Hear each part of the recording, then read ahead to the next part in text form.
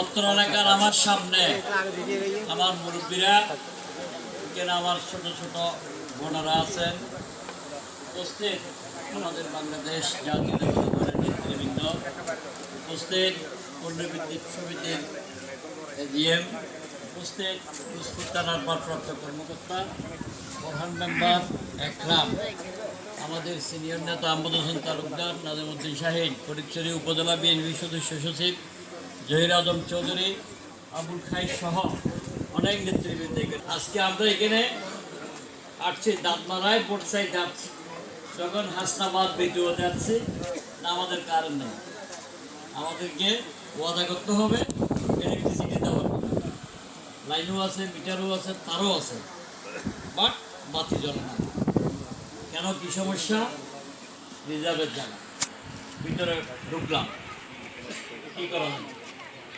আমি এটা নিয়ে আমাদের উপজেলা নির্বাহী কর্মকর্তার সাথে বসছি, ডিসি সাহেবের সাথে বসছি, বিদ্যুতের ডিএম সাহেব সহ একদিন বসছি। বিশেষ করে এই এডিএম সাহেব আমার পাশে যে আছে, তার ঐকান্তিক প্রচেষ্টায় আজকে আপনাদের এখানে লাইন দেওয়া শুরু হয়ে গিয়েছে।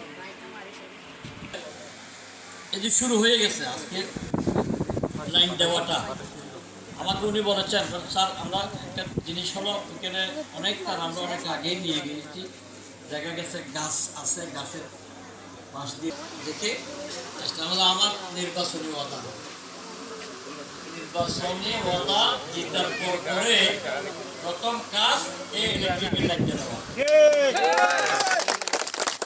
ওনাকে ধন্যবাদ জানাই, উনি আমার কথাটা শুনে উনি কাজটা শুরু করে দিয়ে, আমরা চাই কাজটা শুরু হোক। বিদ্যুৎ চলে যাবে। বাংলাদেশ জাতীয়তাবাদী দলের রাজনীতি, বিএনপির রাজনীতি কর্মে বিশ্বাসী। আমাদের মাননীয় প্রধানমন্ত্রী কি বলেছেন?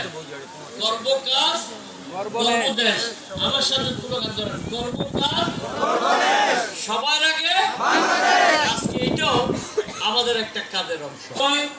উদ্বোধন করছি বা আমরা বিভিন্ন ঘরে ঘরে ইলেকট্রিসিটির লাইন দিচ্ছি বা দিচ্ছে পল্লী বিদ্যুৎ।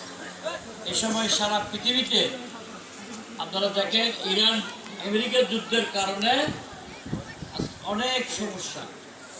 প্রবাসে আমাদের ভাইয়েরা যেভাবে মাসে টাকা পাঠাইতো, রেমিটেন্স মানে কমে গেছে না, তেলও নাই। অনেক কিছুর পরও একদিন না তো একদিন আসবে, তেল আসবে না। আমরা আগে ইলেকট্রিসিটি জ্বালাই দিই, তারপর দেখা যাবে, জ্বালাই দিলে